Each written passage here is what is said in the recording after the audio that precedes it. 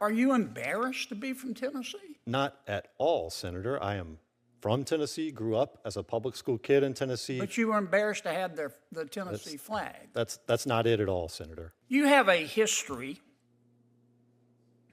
of lying to your professional colleagues, don't you? That's not true, Senator. This is what Mr. Shankman said, talking about your lying. You lied to Senator Hawley, didn't you? I'm under oath, Senator. I did not lie. You said you have no knowledge of any complaint, professional complaint made against you, didn't you? I said I have no knowledge of any sort of formal complaint, and he read from a letter that I don't believe I ever saw. And you were shocked. If never heard of that before. If there were a formal complaint, that, as I said, I had not known about that. Okay. You were amazed. I don't recall any of that. Any. I recall this Mr. Weber's You case. have amnesia about it. Shame on you. What's going on, Patriots? Welcome back to Right View Nation, where we cut through the noise and get straight to the truth. Today, buckle up. We're diving into one of the most eye-opening Senate interrogations I've seen in a long time. Senator John Kennedy just obliterated Biden's judicial nominee, Mr. Michael Ritz, on the Senate floor. And folks, I don't use the word obliterated lightly. What we saw wasn't just tough questioning, it was a masterclass in accountability. Let me walk you through what just happened. Thank you, Mr. Chairman. Mr. Ritz, you are a political activist, aren't you? I would not consider myself that at all, Senator. Okay. When you were sworn in as U.S. Attorney, you gave a speech, didn't you? I did. Okay. Here's what you said. I'm going to quote from your speech. But you should know that justice for me is about more than putting people in prison. For me, it's also about who votes and how hard it is to cast that vote. It's about where pipelines go. It's about where bus routes go. Justice is about whether people in all zip codes can get along, whether women have access to health care, whether citizens have affordable housing or clean drinking water. Sometimes those are Department of Justice issues. Sometimes they are not. But for me, they're all justice issues. Did I read that accurately? I believe so, Senator. Okay. Did you really remove the Tennessee state flag from your conference room?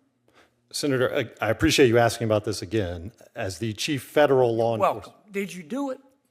So I felt it was fundamentally inappropriate when I gave press conferences and similar statements to the public to indicate or suggest somehow that I spoke for the state, which I don't under our system of federalism. Are you embarrassed to be from Tennessee? Not at all, Senator. I am from Tennessee, grew up as a public school kid in Tennessee. But you were embarrassed to have the Tennessee flag. That's not it at all, Senator. Okay. You have a history of lying to your professional colleagues, don't you? That's not true, Senator. Okay. Do you know a former public defender named Stephen Shankman? I knew him to a degree. I'm not sure we ever had any cases together. I knew who he was, yes. Well, in a private email, not meant for public consumption, to another one of your professional colleagues, this is what Mr. Shankman said, talking about your lying. He said, "It is unfortunate that this is not the first, second, third, or whatever occasion that this sort of thing has occurred. But everyone should be aware of this unfortunate pattern of behavior. You should be aware," he said to the other lawyer, before the other lawyer dealt with you. "Your client should be aware, and you should proceed with extreme caution." Was Mr. Shankman lying? To the degree he suggested that I acted unethically, that was not accurate, and it wasn't in any occasion, much less on numerous occasions. Okay, let's talk about this case, United States v. Von Rico Weber, which you claim to not remember. But before I do that, a few seconds ago, you lied to Senator Hawley, didn't you? I'm under oath, Senator. I did not lie. You said you have no knowledge of any complaint, professional complaint made against you, didn't you? I said I have no knowledge of any sort of formal complaint, and he read from a letter that I don't believe I ever saw. And you were shocked. If Never heard of that before. if there were a formal complaint, that, as I said, I had not known about that. Okay. You were amazed. I don't recall any of that. Any- I recall this Mr. You Weber's have case. amnesia about it. Again, I am unaware of any formal complaint or investigation. Certainly was not, You believe in the Tooth Fairy? Senator, I don't. You believe in the Easter Bunny? Now, in this case, United States v. Von Rico Weber, you lied to the defense counsel. And the defense counsel then had to go before the court and withdraw a plea for his counsel. And a complaint was filed, about which you apparently have amnesia. And the Justice Department replaced you. And the lawyer from the Justice Department who replaced you, this is what the lawyer said. The new attorney said about you. Said these allegations against Mr. Ritz are, quote, serious. And it is taken so seriously, referring to the Department of Justice, by our office. That is one of the reasons I'm here, and Mr. Ritz will be more than likely be taken off this case because of those allegations. End quote. You lied to Senator Hawley, didn't you? I didn't lie to the defense counsel in that case. I didn't lie today, Senator.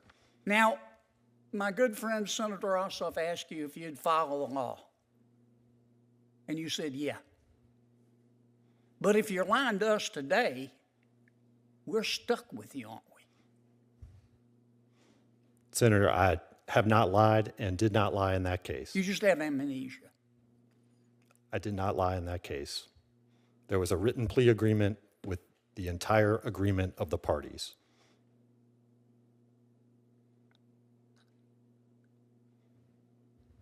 If you believe that, you believe Elvis is alive and running a small bait stand on Lake Erie. Shame on you. Mr. Ritz, I asked our staff here who review all sorts of nominees' qualifications and backgrounds, how it would be possible that someone could file a complaint against someone and they didn't know it. They said it is not uncommon at all for OPR to decide not to act on that letter of complaint and not to proceed with it and not even to notify the person accused. That's my understanding as well, but again, yes. We think that's a fact. So this notion about amnesia or whatever it may be, it is credible, at least possible, that exactly as you portrayed it, they never notified you. Senator Booker. Thank you, Mr. Ritz, for being here. I really appreciate you. You've got this man, Ritz, nominated to hold a lifetime seat in our judiciary. He's supposed to be fair, honest, uphold the Constitution, and serve we the people. But what did we find out? Well, first, Senator Kennedy asked the man a simple question. Are you a political activist? And what does Ritz say? No, not at all. But then Kennedy reads his own speech right back to him. A speech where Ritz openly says justice, in his eyes, is about voting rights, bus routes, housing, pipelines, and healthcare access. You heard that right. Not about enforcing the law, not about protecting victims, not about punishing crime, but about social justice buzzwords straight from the left's playbook. This man wants to redefine justice to match the radical agenda. And then it gets even better. Kennedy exposes that Ritz removed the Tennessee state flag from his own press conference room. Why? Because he didn't want to give the impression he spoke for the state. Now let me ask you, why would any proud American, let alone a supposed public servant, be ashamed of displaying the flag of the state he represents? Is it because Tennessee is too conservative for him? Because it doesn't fit the woke narrative he's trying to push? That's not what a leader does. That's not what a judge should do. That's what a political puppet does. Then Kennedy drops the hammer. He reads a private email from a respected former public defender who flat out warns others about Ritz's pattern of dishonesty. He says this isn't the first or second or third time this kind of thing has happened. He calls it a pattern. A pattern, folks. And what does Ritz say? That's not true. Of course, deny, deny, deny. Just like every other nominee this administration pushes through. And here's where it really burns me up. Senator Kennedy grills him about a case called United States v. Von Rico-Weber. Apparently, Ritz misled the defense so badly, the Department of Justice had to replace him on the case. That's not a minor issue. That's serious misconduct. Kennedy asks if he knew about the complaint, and Ritz claims amnesia. Says he never saw it. Says he wasn't aware of it. But the DOJ official who replaced him said the allegations were so serious. That's exactly why Ritz was pulled from the case. Let me ask you, how many times can someone conveniently forget their own misconduct? This isn't a parking ticket. This is a federal court case. This is someone who wants to wear the robe and make decisions that affect lives, freedom, and the future of this country. And then came the best line of the day from Senator Kennedy. He says, if you believe that, you believe Elvis is alive and running a bait stand on Lake Erie. But as funny as that line was, this isn't a joke. This is deadly serious. We're talking about a federal judiciary that the radical left is trying to stack with activists instead of constitutionalists. People who twist justice to fit their agenda, not the Constitution. This is exactly why elections matter. This is why we fight. Not with violence, not with chaos, but with truth, conviction, and voting with our eyes wide open. We need judges who understand the law, not ones who push woke ideology from the bench. We need leaders who respect our country, not ones who are embarrassed to even display their state flag. And we need people with integrity, not amnesiacs who magically forget every accusation made against them. Senator Kennedy didn't just expose Ritz, he exposed the entire process. A process run by an administration that's more focused on checking political boxes than preserving the rule of law.